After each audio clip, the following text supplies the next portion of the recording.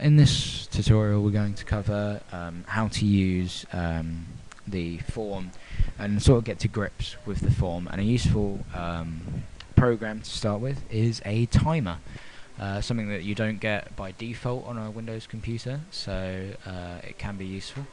We'll leave the form quite small. We're going to use a couple of buttons, so put the buttons in, 1, 2, a couple.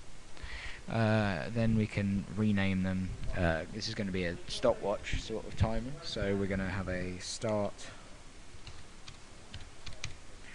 / stop button. But we're only going to put start to begin with, and then we're going to put reset on this other one.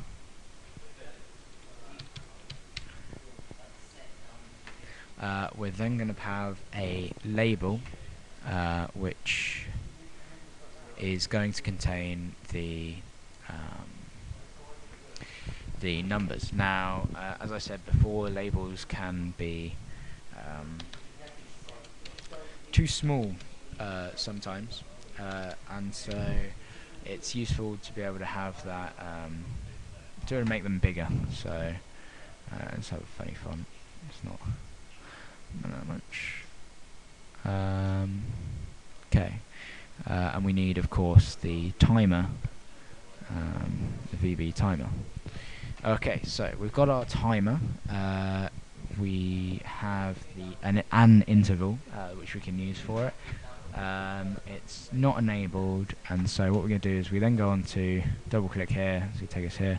Now we're going to use what's called a global variable. Now beforehand we've always defined a variable within a subroutine or function, which means that that variable is only available in that subroutine or function. But this time we're going to define a global variable. Now that means it can be accessed by anything in the class, so it's not completely global. Well, it's not public, but it's global, I think. I think that's the terminology anyway. But either way, it's accessible by anything within this class, and you do that by just defining it in the same way. And we're going to define this as time, and we're going to have it as an integer. But the difference is, and sorry, I'm murmuring a bit, and that is incredibly annoying. But I have we're going to cut this little bit out, so I'm just going to get my breath back.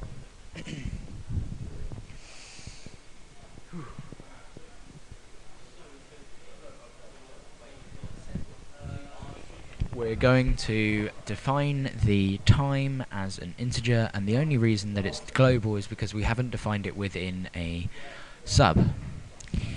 We can then use that so that when we click start, which is still called button 1, even though the name of it is start, we're going to set the name to stop. So we've made it more complicated than it has to be by having one button rather than two, but it makes it neater. So if we get that, which means we also need another variable, dim started as boolean. So time is going to hold the amount of time we have left on, or the amount of time that has passed on the stopwatch, and started is going to tell us whether we've started it or not, so whether it's running. Actually, we don't need that. So we don't actually need that one, because we can do it in another way. So we've got button 1. We're going to do if timer1 dot enabled equals true, and that's why we don't need the second variable, because we can use if timer is true. Then we're going to set timer to true. No, we're going to set it to false. Timer1 dot enabled equals false, because we're going to stop it. It's not right. Timer1 dot enabled equals false. Then we're going to change the button, so if the timer is true, then that means we've already started it, so we'll set the button 1 dot text, and we're going to set it to start again, so start.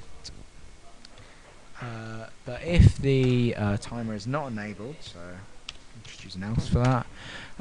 Then we're going to make the timer enabled, so timer timer1 dot enabled, true, and we're going to change the text to stop, so that when we click on it first time it's going to be stop rather than start. If that makes sense. It will do once I've run the program. If I can spell it right. Stop. Okay, so right, so now we can see that when we run the code, we start, it says stop, stop, we say start. It started the timer, but the timer hasn't actually got any code to run, so it's not going to do anything else. In the timer code, this is going to be the code that's going to run every 100 milliseconds. And so what we're going to do is we can have the add, we're going to add one to the time variable, so time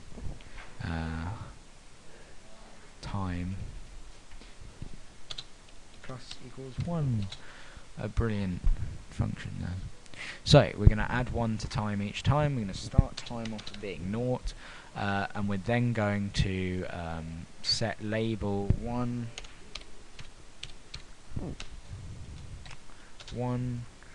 dot text equals a tenth of time, because of course time is the number of 100 milliseconds or tenths of a second that have gone past. So if we divide that by 10, we get the number of seconds that have gone past. So just to make it more complicated, but time 10, that should be okay. Run that. Not bother doing that. Go to the middle. Right, so start. And we've got a perfectly good timer. Stop, start, stop, start, stop. So now we're going to add the reset button. And this is all just getting to grips with what each of the forms do.